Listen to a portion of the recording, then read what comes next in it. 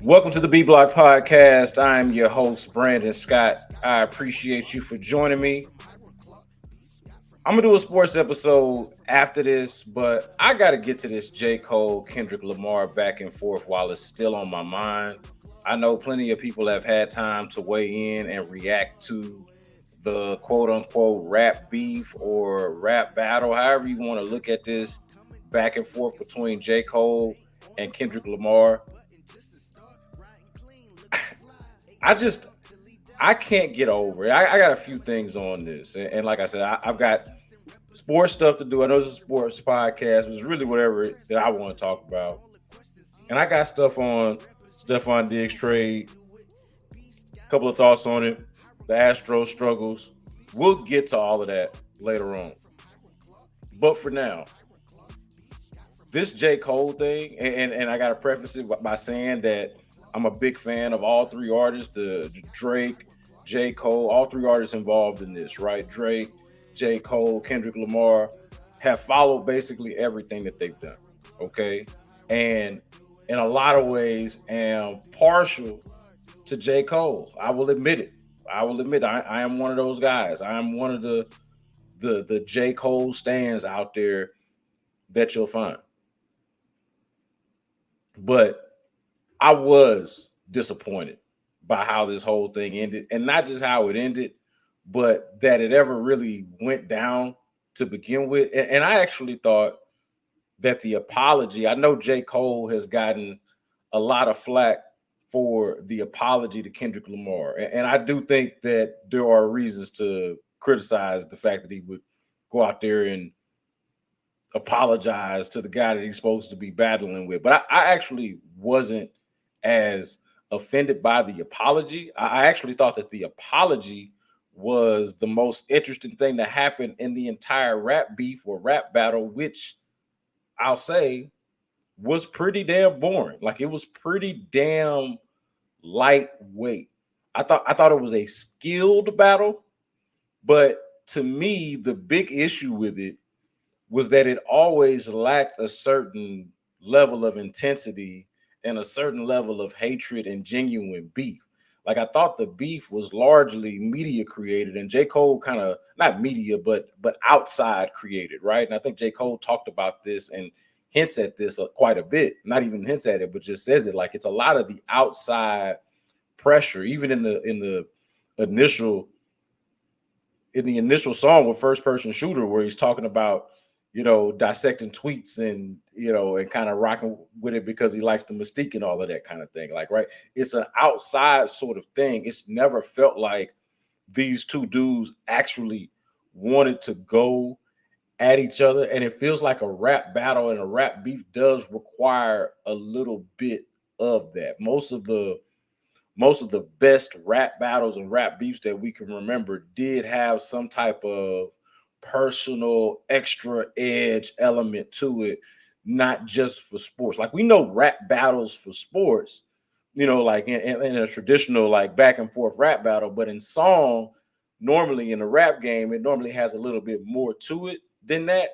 And this never ever felt like it had that. So for me, when J. Cole went up there and apologized, that was when the thing, obviously it ends there, right? Yeah, you would imagine that it ends at that point, but that was the first thing that was the first time anything damn interesting happened in this damn thing to me, was J. Cole apologizing. Because when you go back and look at it, like, these are I think I even said this before online, like, these were not heavyweight punches.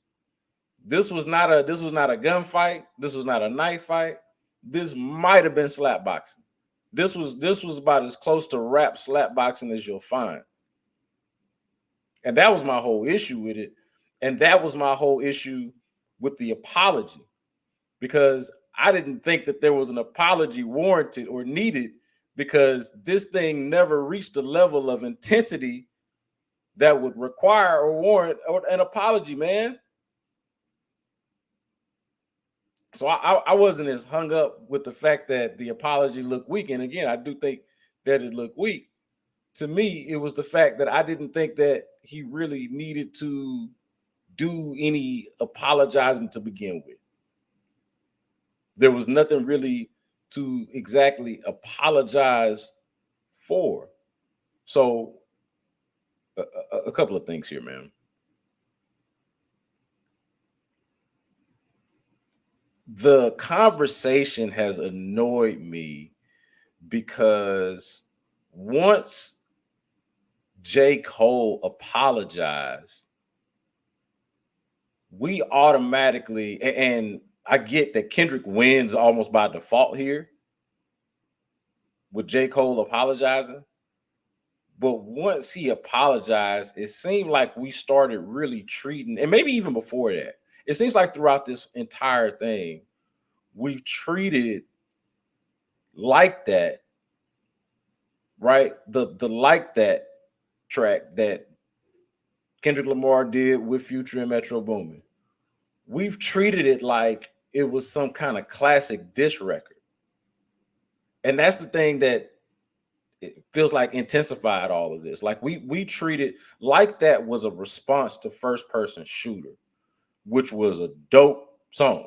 Okay. And to me, like that's the thing that's getting lost in all of this. Like First Person Shooter and Cole on First Person Shooter is still the best bars in this entire back and forth.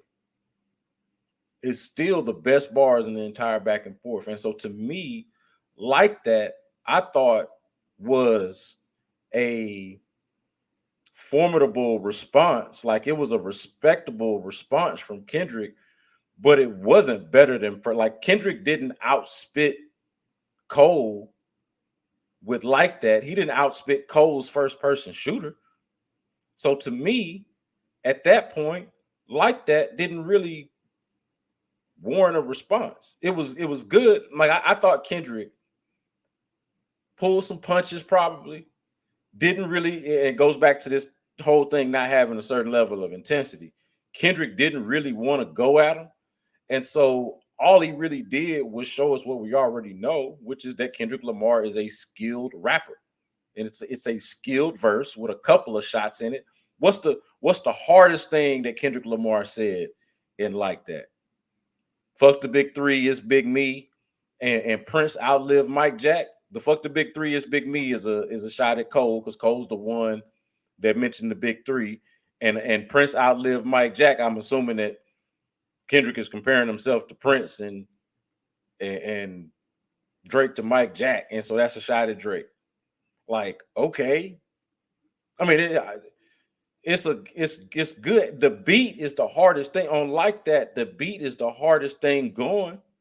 Kendrick didn't like bomb it or nothing like that, but it's not some classic diss record. We treat it like, oh, just because Kendrick responded and Kendrick proved himself and showed himself to be what we already know he is, a skilled rapper. We treat it like that as if he had like set the world on fire with this response. It was like, nah, the star of this track is Metro Boomin with the beat. And then you bring in Kendrick, and yeah, it's a decent response. But I didn't feel like it outdid to this day, to this moment. First person Cole on First Person Shooter is the best of the back and forth. And again, even First Person Shooter, even First Person Shooter wasn't like a diss. Actually, and this is getting left out, I feel like a lot in the discussion. It's Cole who even brings Kendrick into the conversation to begin with.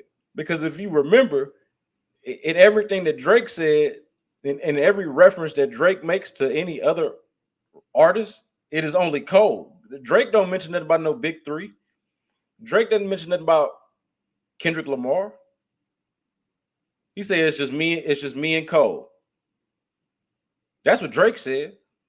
It was Cole who came in and inserted Kendrick into the conversation to even have a discussion about a big three. And to be clear, I agree with at least the notion for the conversation, at least for the conversation, that this is a big three. Okay. I think that there are obviously a lot of rappers and it comes down to taste and all of that. But for the sake of the discussion, the sake of the conversation, I do agree with this notion that these guys are the big three.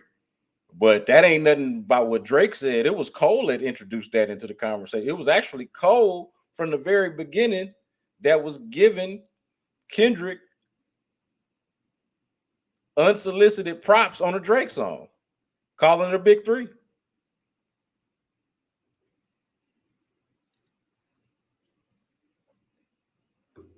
And when we talk about it being a beef and battle and all of that, no one really, it feels like, mentions a lot that in the very beginning of this quote unquote beef battle back and forth, that one of the guys involved starts it off by saying, by volunteering that there's a big three when no one asked for that.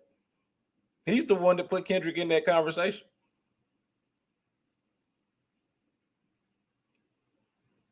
And then obviously says he feels like Muhammad Ali, he feels like he's the greatest. That's the thing he's supposed to say. But to me, like that, Kendrick's response on like that, while good, while respectable, was not like this. Oh man, they gotta. I was just really confused when everybody's, man, they gotta respond now. Now they gotta respond. I was like, to what? And he said, fuck the big three, and he said Prince outlived Michael Jackson. What's the big deal? What's the I'm confused on where the shots were really fired on like that to where it needed a response. Which brings me to 7-minute drill, which is where Cole, I'm not gonna say forfeits, but you know how in sports a team loses because it turns the ball over, self-inflicted wounds. A team loses more so on self-inflicted wounds than based off of what the other team did to them. That's what 7-minute drill was for Cole. And then the apology on top of it, which again, for me, I wasn't as bothered by the apology as much as I was that the apology reaffirmed my thought that 7-minute drill was unnecessary, and like that, overhyped like that, did not require or warrant a response. And if he was going to give a response, if he did feel the need to do 7-minute drill, don't waste our time with the first 2 minutes of that song. Because that's why everybody says it's whack. If you cut that song in half and pick it up right before the 2-minute mark, you pick that song up right around right before the 2-minute mark. See if I can find it actually.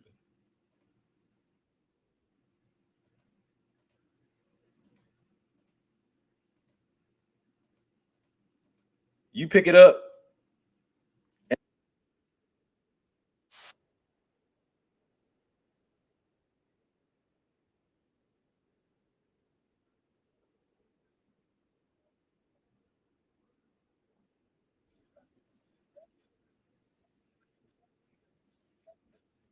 So from there on, that thing actually picks up. That thing actually picks up a little bit. And if that's the track, it about measures up with what Kendrick did, and honestly might top it because he drops in that line about your arms being too short to box with the guy, which I thought was maybe the hardest, or maybe I would say the funniest line in the back and forth, because it ain't a whole lot of funny and personality, I feel like, or a lot of like charm and fun happening with this back and forth. And honestly, sometimes with these two artists in general, perhaps a criticism of both of them, and the reason why Drake stands alone in the conversation, because Drake's music bars typically on par with these guys, but tends to be more fun. talk about not liking him singing and all of that. The music, his catalog is more fun. You can play it in more places. It's not even really much of a comparison. But for me, Cole messed himself up with them first 2 minutes of 7 minute drill because it was whack, and everybody knew it was whack, or at least on this level in comparison. And it was just flat out unnecessary. I thought if he cut it in half, he would have been much better off. Now, another thing that bothered me about this whole thing, and this speaks to that first half of 7 minute drill. Another part that bothers me is that there seemed to be some confusion on what Kendrick Lamar's first shit is. Like when you say his first shit, what are you talking about? Because I learned here, and this is some disappointment in Cole and in just the larger rap community. I learned here that a lot of people consider Good Kid, Mad City to be Kendrick Lamar's first album, and I'd always been under the impression that Section 80 was his first studio album. I've always called that his first shit. And so when I heard this, I was thrown off because, look, I'm a Section 80 fan. I view it as a classic. I know it's not, talked about in that way, maybe like the way To Pimp a Butterfly and Damn and obviously Good Kid, Mad City are, but like I viewed it as a classic too, or in my mind, it's a classic. So I was following along with, okay, your first shit was a classic, and your second shit, put us to sleep, and we gassed it. I thought he was dissing Good Kid, Mad City, which I thought was wild and crazy, but follow the conversation, and apparently everybody says it's to Pimp a Butterfly that he's talking about, and just before you even get to the conversation on whether To Pimp a Butterfly is overhyped, how good it is, and all of that, I was just thrown off and upset that we, or at least either I'm off or we don't have a consensus on what Kendrick Lamar's first album is and how good Section 80 is. I do think that there's an element of folks who weren't necessarily on Kendrick Lamar before Good Kid, Mad City. That was his first, probably his first classic, if we're being honest about it. As much as I like Section 80, his first classic is probably Good Kid, Mad City. And so therefore, people view that as his first shit. But that threw off a good bit of the conversation for me, because we had this secondary conversation about To Pimp a Butterfly, and I thought he was saying that his third shit was his prime because To Pimp a Butterfly was the one that was like considered by so many people to be revolutionary, even if I didn't like it that much.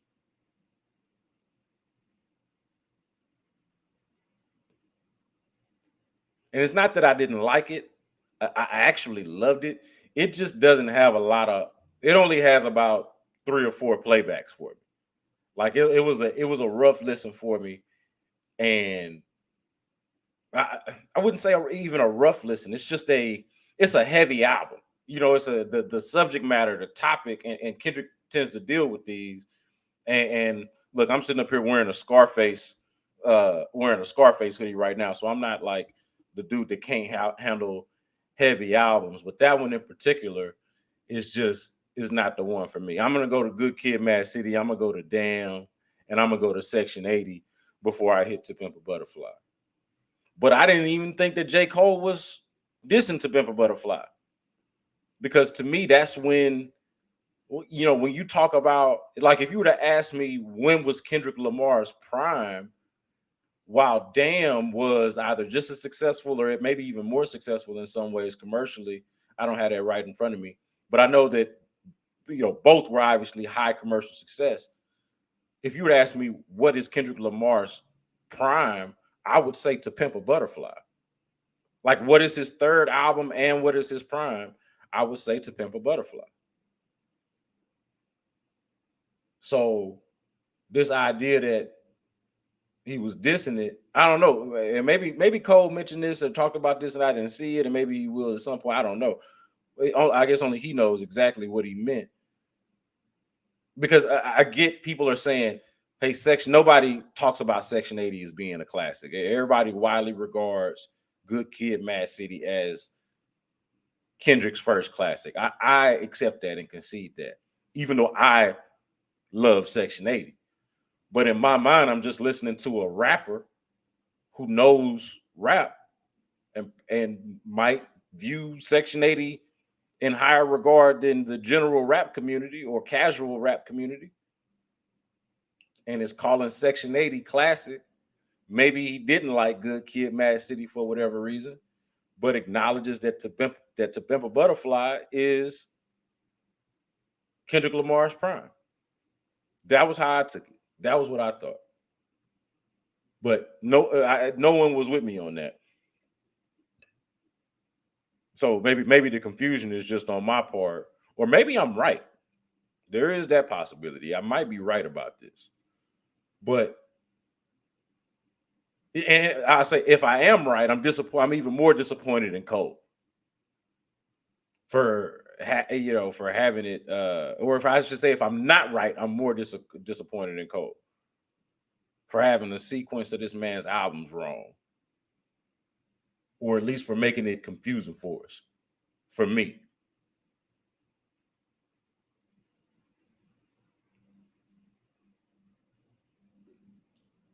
yeah, man. I just my biggest thing on this whole thing is that first person Cole on first person shooter. It's a shame, honestly.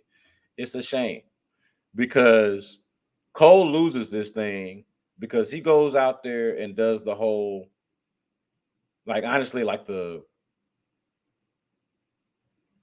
what a lot of people are calling like being the bigger man, or not feeding into the toxic masculinity. But it's hard to sell that when you actually did the track to begin with, and that you're going to be a 39-year-old dude that succumbs to peer pressure when you're supposed to be the cerebral cat. You're supposed to be like above it all, and you succumb to the peer pressure. Like, that's a hard sell. The whole part of the whole draw and the whole appeal of J. Cole is that he's able to, in a lot of ways, march to the beat of his own drum and not really lose himself. So it's not as disappointing again that he would do the apology as much as it is what he was apologizing, what he felt like he was apologizing for. Like, why even engage in this if your heart wasn't even really in it? And also to a song that didn't really, well, when he say something about if you walk with a stick, it ain't Andre Three Stacks, and I don't know, man. It just fuck the big three. What? Like, honestly, I don't think that's gonna be another thing. I'm not gonna forgive the larger community for hyping up like that.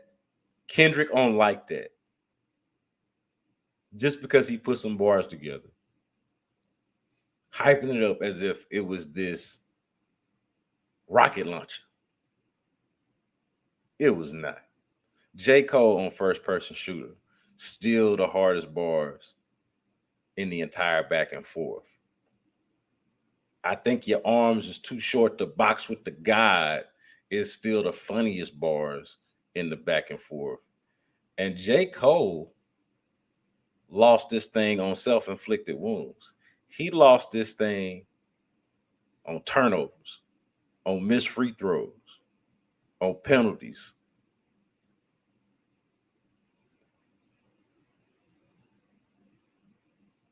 2 minutes worth of a song, 2 minutes on a song that we didn't need.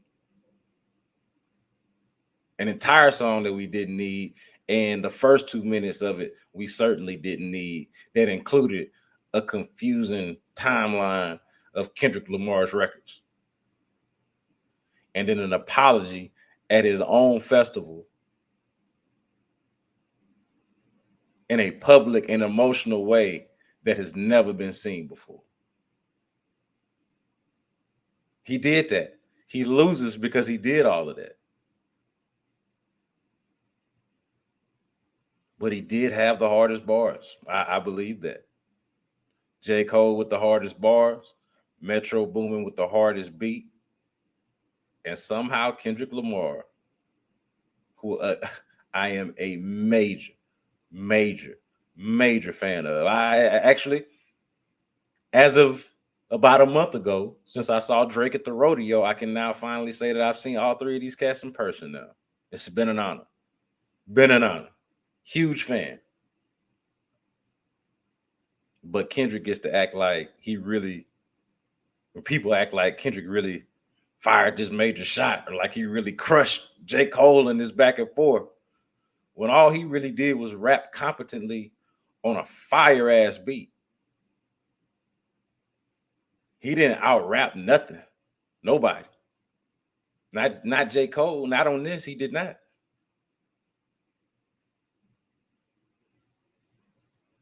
was trying to decide if I wanted to extend this into a larger or longer To Pimp a Butterfly discussion. Trying to figure out if I was going to get to that. I don't think I am. I don't think I want to do that. I think I'm good here on where we're at. Because again, I don't see the need to, since I disagree with the timeline to begin with, this is what I land on. Since I disagree with the timeline to begin with that J. Cole provided, then I'm not going to feel the need or the necessity to address my thoughts on To Pimp a Butterfly, a record that's damn near 10 years old now. I can't believe it. Don't see the need to do that. Don't see the need to do that. All these guys are great. All three of them. All three of them are great, man. But this thing never had the intensity of a real rap battle, of a real rap beef. You know, if you hold it on the standards of Ether, of, I mean, like even if you just want to go back to the Pusha T track on Drake, like these things carried a certain level of animosity, a certain level of intensity and nastiness that, without actually really knowing the relationship between J. Cole and Kendrick Lamar, like really knowing it, just observing from the outside, it has never seemed like it had that. It just doesn't. Maybe maybe we can get them face to face to just do like a classic rap battle, freestyle battle back and forth. But the song rap battle, there are two skilled lyricists that are going to put together lyrically skilled tracks back and forth. And that's what it's going to be. But it's not going to have that oomph. It's not going to have that punch. It's just not. So that's why I thought the apology was the first real interesting thing that happened in the whole back and forth. Because before that, it was just two rappers rapping, taking a couple of subtle jabs, but really just two rappers rapping who don't really have no beef, who don't really dislike each other. It does not seem. So much so that my man J. Cole came out there and looked like he was finna cry when he got in the car. Because he couldn't believe that he had downplayed Kendrick Lamar's catalog.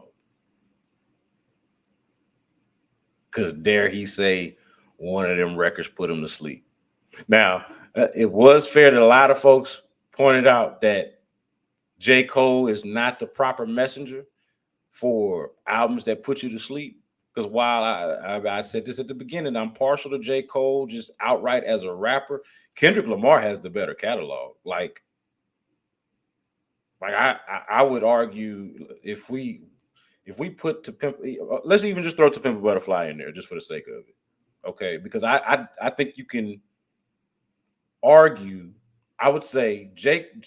Cole. This is not an argument. This is to me just what it is. J. Cole doesn't have an album that is either as good or as successful as at least three Kendrick Lamar albums. The Good Kid, Mad City, To Pimp a Butterfly, Damn stretch. That 3 album stretch from Kendrick Lamar, and I'm someone who loves them all and am partial to Cole. But that 3 album stretch from Kendrick Lamar, J. Cole doesn't have a single album that is either as good or as successful. Like if he has one that's as good as To Pimp a Butterfly, he obviously does not have one that's as successful. Okay. So you can make your arguments for whichever your favorite J. Cole album is and put it up against To Pimp a Butterfly. To Pimp a Butterfly is gonna obviously smash. And then I don't think he just outright has one that's as good as Good Kid, Mad City, or Damn. That's my opinion. So he wasn't the right messenger on the whole Born album thing, or that you had to read your second album Borders. But dare he say that he found one of them boring? Dare he say that? I found one of them, if not boring, at least labor intensive, laborious. Anyway, you expect more from your heroes, man. Expect more from your heroes. It's always, and that's a disappointing part about getting older, man. Disappointing part about getting older is that the older you get, your heroes, they either you live long enough, they live long enough to let you down, or obviously you lose them. Rough, really, really rough. Anyway, more B Block podcast coming up, man. Y'all make sure y'all are subscribed, reviewing, rating, telling your people about the B Block podcast. You can also subscribe on YouTube as well. Going to do something on the Stephon Diggs trade to the Texans. Some of my key thoughts that I don't think are getting talked about enough with it. And also the Astro struggles. Those are coming up in the feed. Make sure that you are getting everything there. And I'll see y'all soon.